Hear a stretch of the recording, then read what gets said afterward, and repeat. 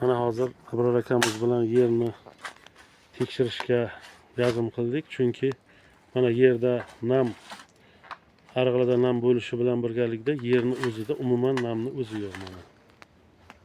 Mana tuproq bo'lib yotibdi. O'sha bizni hozir kovlashdan maqsadimiz limonni ildizi o'rtaga kelganmi? Shuni tekshirmoqchimiz. Chunki bu dehqonchilikda katta rol o'ynaydi. Mana shu ko'pchilik e'tibor bermaydi-da. Limonni tagiga, atrofiga namlik oshib qoladi-da, lekin yerni umumiy hamma yog'ida ham namlik bo'lishi kerak. Shu savol javobsiz qoladi. Shuning uchun hozir biz mana o'rtacha 40 cm qozdik.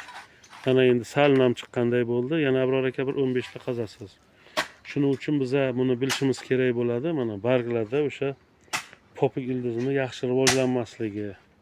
Bu ikkita narsada bo'ladi. Biri o'sha namni ko'chatni namni yaxshi qabul qilmasligida, ikkinchisi o'sha o'g'itni kam berganda bo'lib chiqadi. Chunki mana yuqori novdalarda shu narsalar bor.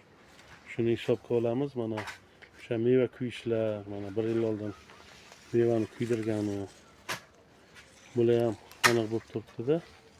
Xullas mana taxminan 60 cm qazdik ham ildiz kelmagan. Demak, bundan xulosa shuki, yerni hamma yog'i bir xil ishmagan. Limonni yaqin joylari ichganda, qolgan qismlari tuproq bo'lib qolgan.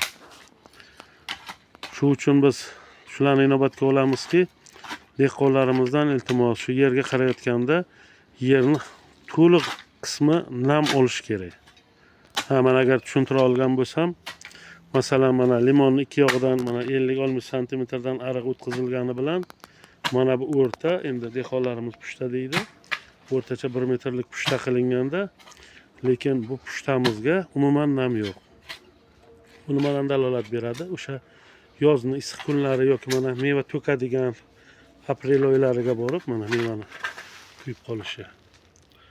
O'sha kun qizigan paytida agar limonni tagida namlik yetarli bo'lmasa, mana mevalarni kuyib qo'yish holatlari yetarli bo'lmasa, mana yana gapimizga isbot. Mevalar nam yetarli bo'lmagandan keyin mana shunday dimlanib qolib ketadi. Shuni inobatga olib, biz aytamizki, yerga to'liq namlik bo'lsin. Mana bir 80larga borib qoldi aka, ha? Mana hozir shuncha bo'lsa, kamida 60 deylik. 40 dan oshib 50 kamida bor 50. 50-60 bo'lgan. Shu uchun mana bizga Endi mana nam chiqdi. Nam chiqqanday bo'ldi. Bu dehqonlarimizga tavsiyamiz, suvni qo'yganda quruq qum, suvni berganda mana shu e'tibor berib, mutaxassislardan albatta maslahat olib, faoliyatimizni davom ettirishimiz kerak. Lekin pate ildizni otganimiz mana popuk ildiz umuman yo'qligini mana dehqonimiz kovlab isbotlab berdilar. Xo'p, bizni xulosamizga nima deysiz endi aka? Demak, mana shu hozir bo'g'ilgan bo'lyapti, endi hozir aruni bu yerdan olamiz, qani shunda ildiz o'zi ham suv qidirib ketadi, pate. Mana shunaqa bo'lishi kerak. Demak, ildiz nam axtarib kelish kerak bo'ladi. Demak, ariqni o'rtadan olishga qaror qildik.